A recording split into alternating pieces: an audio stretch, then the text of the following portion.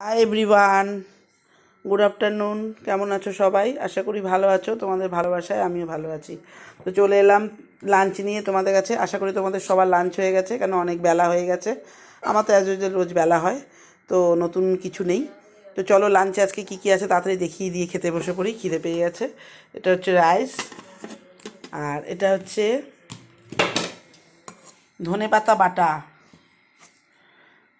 কালো জিরে কাঁচা লঙ্কা দিয়ে রসুন দিয়ে ধনেপাতা বাটা। এটা হচ্ছে আলু পেঁয়াজ কলি ফুলকপি ভাজা। আর এটা হচ্ছে মাছের তেলের তরকারি, সব দিয়ে সব রকম তরকারি দিয়ে মাছের তেল কাটা চচ্চড়ি বা তরকারি যাই বলো। আর এটা হচ্ছে কালকের একটু ডাল রয়েছে সেটাই। ঠিক আছে, তাহলে চলো আবার রান্নাটা আরেকবার দুবার করে দেখিয়ে দিই।